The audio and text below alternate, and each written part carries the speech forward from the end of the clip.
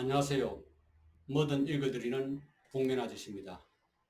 지금 읽어드릴 책은 사마천 사기 22회입니다. 목숨을 던져 고아를 살리내다.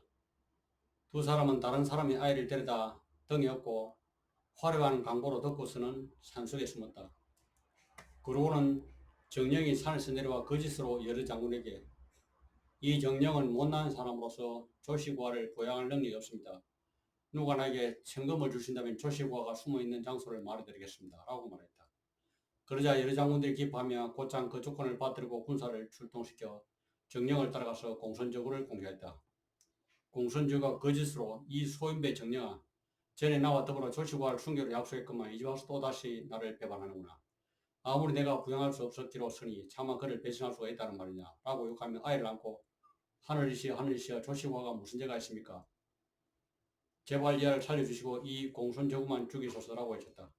하지만 여러 장군들은 이를 허락하지 않고 공선저구와 고아 모두 죽였다. 여러 장군들은 조시고아가 정말로 죽은 줄 알고 모두 기뻐했다. 그러나 진짜 조시고아는 살아남아 정령이 함께 산속에 숨었다. 15년 흐른 후 진경공이 벽이 나자 점을 쳤다. 후손이 순조롭지 못하여 저항이 생긴다는 전개가 나왔다. 경공이 한글에게 물으니 조시고아가 아직 살아있다는 것을 알고 있던 그가 말했다. 지금 진나라에서 제사가 끊긴 것은 조씨 집안입니다. 조씨 집안은 시옷 중년 이후에 자손은 모두 영시성을 가졌습니다. 중년은 사람의 얼굴에 입은 새부리 모양으로 인간 세상에 내려와 은나라왕을 도왔으며 그 후손은 주나라의 천자를 돕는 등 모두 빛나는 덕행이 있었습니다. 그 후 여왕과 여왕이 제멋대로 행패를 부리자 조씨 집안의 숙대는 주나라를 떠나 진나라로 와서 성군 문우를 섬겼고 성공에 이르까지 대대로 공을 세웠으며 제사가 끊긴 적이 없었습니다. 그러나 이제 조씨 집안이 망했으니 백성들이 모두 그것을 슬퍼하고 있고 이 때문에 정계도 좋지 않게 나온 것입니다. 다시 고려해 주시기 바랍니다. 경공이 조씨 집안에 아직 후손이 남아있는가라고 묻자 한글은 있는 그대로 사실을 털어놨다. 경공은 조시고아를 세우기로 한글과 상의하고 조시고아를 불러다가 궁중에 감춰두었다. 여러 장군들이 문명차 궁궐에 들어오자 경공은 한글의 병사들을 배치하고 조시고아를 만날 수 있도록 장군들을 격파했다.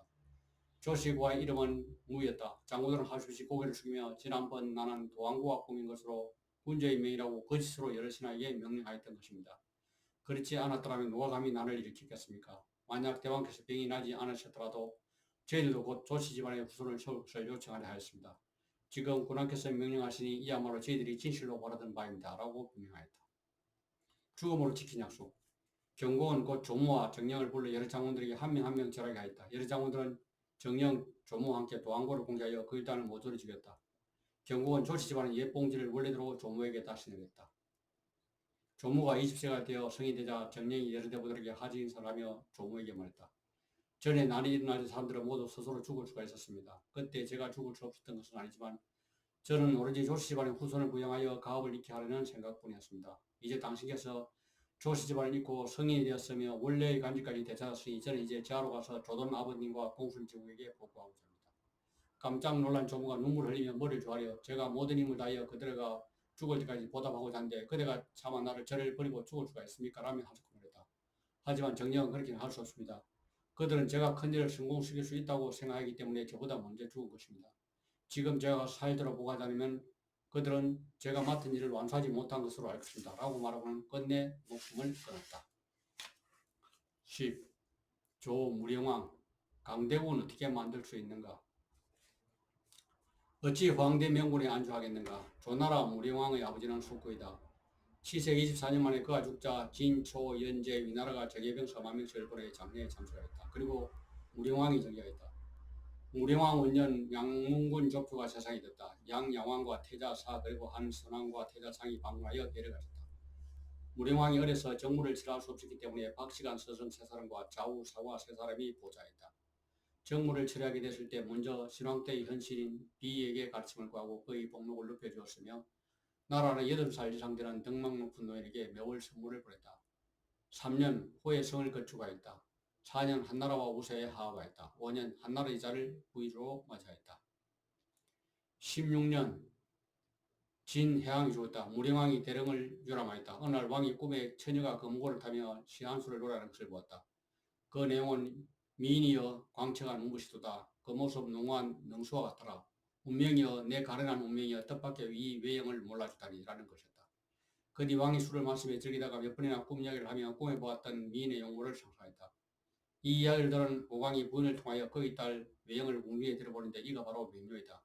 명료는 왕의 총애를 듬뿍 받은 데 그녀가 바로 해옥이다. 18년 진무왕이 맹렬과 용무니의 적색정을 들다가 정강이 배가 부러져 죽었다. 무령왕은 대의 제상 조고를 연나라에 보내 공자측을 영접하여 진나라로 모술하여 진왕으로 세우니 그가 바로 수왕이다. 19년 봄 정월 성대한 조를 했다. 비를 불러 천하대사를 번원하인데 5일 후에야 거마쳤다. 왕은 북쪽으로 정상국의 영토를 공략하고 왕자 지역에 이르러 대땅으로 갔으며 북성하여 무궁에 이르고 서쪽으로는 황하에 이르러 황하산 꼭대기에 올랐다. 그리고는 누안을 불러 의논하였다. 과인의 선왕은 시국의 변화를 잘 활용하여 남방 속국의 우두머리를 하시고 장하와 부수의 험난한 지세를 연결하여 장성을 쌓았으며 인과 광량을 탈취하시고 임에서 이모를 무질했으니 대업은 아직 완수하지 못하였소. 지금 정상국은 우리나라의 중심 부분을 이치하고 있고 북쪽으로는 연나라, 동쪽으로는 동호, 서쪽으로는 이모, 누번, 진나라 한나라의 국정과 접하고 있지만 강력한 병력으로서 방비하지 않으면 필경사직이 망할 것이니 어찌하면 좋다는 말이오. 모든 초인의 행위는 곧 뒤떨어진 세력의 반대에 부딪히게 되어 있어. 나는 호인이 오신 호복을 입고 자는데 어떻겠소? 그러자 노아는 좋습니다라고 대답했다. 하지만 대신들은 모두 이를 원하지 않았다. 호복기사. 이때 비가 왕을 모시고 있을 때 왕이 비를 불러 말했다. 간자와 양자 두 주군의 업적은 호와 적에 대하여 이로움을 교한 데 있으로 신하된 자로서 총애를 받을 때는 효제하고 장류를 알며 명리에 순종하는 절주가 있어야 하고 현달하에 있을 때는 백성을 돕고 군주에게 이렇게 하는 업적이 있으니 이 두 가지가 신하의 본분이요. 이제 나는 양자의 업적을 계승하여 호와 적의 영토를 개척하려고 하는데 죽을 때까지 그러한 현실을 만나지 못할 것이오. 내가 호복을 입는 것은 적을 약하게 하여 힘은 적게 들이고 공을 많이 얻을 수 있는 효과가 있으니 백성들을 고달프게 하지 않고서도 순리적으로 간자와 양자 두 선왕의 업적을 계승할 수 있을 것이오.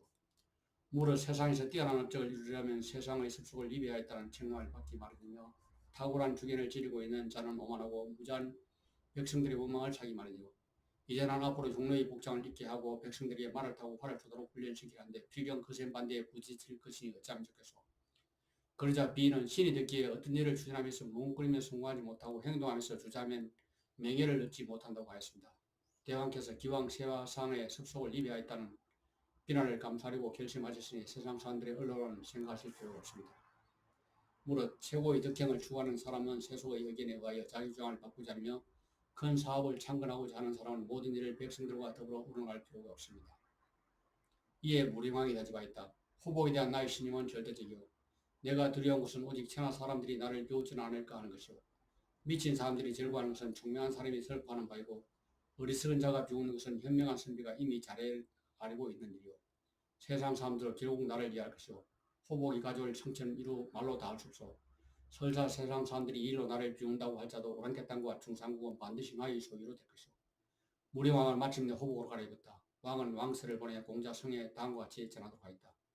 과인이 호복을 입고 조에 참석할 것이니 숙부께서도 입으시기 바라오. 집안에서는 부모의 말씀에 따라야 하고 나라에서는 군주의 명예에 복종해야 하는 것이 고급의 공인된 행동 원칙이오. 자식은 부모에게 반대해서는 안 되고 신하는 군주를 거역해서는 안 되는 것이 상한의 통념이오.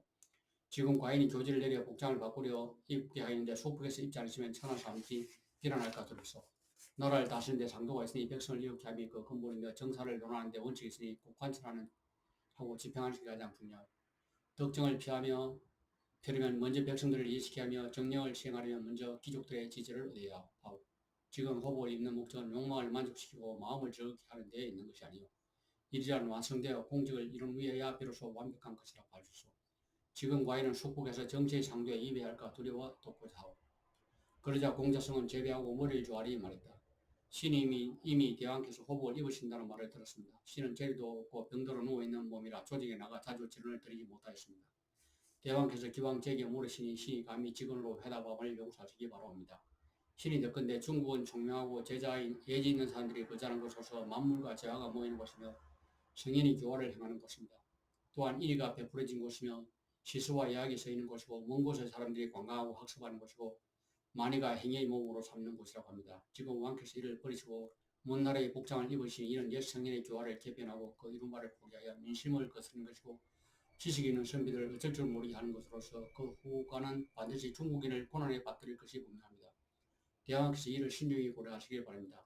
사자가 이 말을 왕에게 보가자 왕은 내가 원래 소풍에서 병이 드셨다고 들었는데 직접 가서 부탁드리겠다 라고 말했다. 왕은 며칠 뒤 공자 성이 집에 직접 찾아가 부탁하였다. 복식이란 필약에 사용하기 위한 것이고 예의란 이를 순조롭게 처리하기 위한 것입니다. 성인은 상이한 정황에 근거하여 시와 때에 적절하게 맞추고 구체에서 출발하여 예법을 제정하기 때문에 모두가 백성이 이롭고 국가 역시 그 커다란 이익을 향유하게 됩니다. 유자는 한 스승으로부터 가르침을 받지만 예법은 다른 바가 있고 중국의 풍속은 서로 같으나 교환은 도리어 차이가 있습니다. 가난한 시골 산골에서야 그저 편리하면 그만입니다. 그러므로 사무치사에 변하는 청명한 사람도 억지로 일참을 요구할 수 없습니다. 먼 곳과 가까운 곳의 어복에 대하여는 성인도 일참을 강요할 수 없습니다. 지금 복장을 받고 말을 타고 활을 쏘는 것은 연나라와 사모, 진나라, 한나라의 병정의 안전을 보유하고자 합니다. 예전에 간자께서는 진앙에서부터 상당히 이르는 요충지를 차단하지 않으시고 양자께서는 융을 병합하고 대를 점령하여 오랑캐 부족들을 물리쳤으니 이는 어리석은 자나 총명한 자나 모두 잘 알고 있는 사실입니다. 그러나 조문, 조조, 주소, 조준 등은 여전히 왕의 호복을 잊지 말고 옛날 방식이 편하다고 간언하며 말했다. 그러자 왕은 다음과 같이 말했다. 선왕들의 풍속이 같지 않은데 과연 이 옛 방식을 본받을 것이란 말이요. 또 제왕들이 서로 답답하지 않은데 과연 어떤 예법을 따를 것이란 말이요. 복지와 신용은 가르치되 죽이지 않았으며 황제와 요수는 죽이되 노하지 않았어. 사망에 이르러서는 때에 맞춰 법을 만들고 일에 따라 예를 만들었어. 법도와 제명은 각기 그 편리함에 따랐고 어복과 기계는 각기 그 쓰임에 맞췄어. 이렇게 본다면 옛것과 다르다고 하여 부정할 수 없으며 옛날의 법을 따랐다고 해서 충분하다고 할 수 없어. 만약 기이한 어복을 입은 자는 마음이 음탕하다 한다면 주나라와 노나라에는 기행이 없을 것이며 풍속에 뒤하여 그 백성이 뒤떨어진다면 오나라와 월나라에 덕과 재능을 겸비한 인재가 나올 수 없을 것이요. 하물며 성인께서는 신체에 편리한 것을 어복이라고 하셨고 일할 때 편리한 것을 예법이라고 하셨소.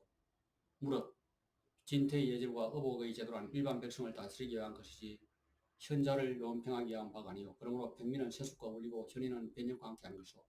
옛 속담에 책으로서 말을 모는 자는 말의 속성을 모두 이해할 수 없고 옛날 제도로 지금을 다스린 자는 사리의 변화에 통달할 수 없다 해서 옛날 법도만으로 오늘 사물을 쓰라는 사물의 변화를 이해할 수 없어 옛 법만을 못 쓴다면 세속을 초월하기 어렵고 옛날 학문만을 본받아 가지고는 지금의 문제를 해결하기 어려운 것이오. 그대든 이런 점에 생각이 미치지 못한 것이요. 마침내 무량한 호복을 보급하고 기병과 사수를 모집하였다. 21년 중상국을 공개했다. 조소를 우군으로 삼고 허균을 자군을 하고 공자장을 중군으로 삼아 왕이 그들을 총괄했다. 우주는 전차와 기병을 이끌고 조회는 호와 대의 병사를 총괄하였다. 23년 다시 중상국을 공개하였다. 25년 해오가 세상을 떠났다. 주소로 하여금 호복을 입고 왕자 하를 가르치도록 했다. 26년 다시 중상국을 공개하였다. 빼앗은 땅이 북쪽으로는 영과 대까지 이르고 서쪽으로는 운중과 구원에 이르렀다. 무령왕 사자로 위장해 진나라에 들어가 정탐하다. 27년 5월 무신일 동궁에서 성대한 조회를 거행하고 무령왕은 왕자 하에게 왕위를 물려주어 그를 왕으로 세웠다. 세 왕은 묘연히 예를 마치고 조정에 들어가 정사를 처리하였다. 대부들은 모두 신하를 복장하고 비인은 재상이 됐으며 아울러 세 왕의 사부가 됐다. 그가 바로 해문왕이다. 해문왕은 해우의 아들이다. 무령왕은 주부로 자칭하였다. 주부는 아들에게 국정을 담당하더라고 자신은 호복을 입고 대부들을 거느려서 서북 방면의 호땅을 공략하여 운중과 구원에서 곧바로 진나라를 선택하고자 했다. 이를 위하여 자신이 거짓으로 사자로 위장하여 진나라로 들어갔다. 진수왕은 이 사실을 알지 못하였다. 얼마 후 그의 모습이 매우 이풍당당하여 신하된 자의 풍적 안에 성을 수상히 여기고 사랑을 보내 추적하게 했다. 그러나 주부는 말을 달리 이미 진나라의 관문을 벗어났다. 자세히 조사한 후에야 그가 주부라는 것을 알고서 진나 사람들은 모두 크게 놀랐다. 주부가 진나라에 몰래 들어간 이유는 직접 지형을 관찰하고 아울러 진왕의 사람 등을 살펴보러 한 것이기 때문이었다. 이것으로 글 읽기를 마치겠습니다.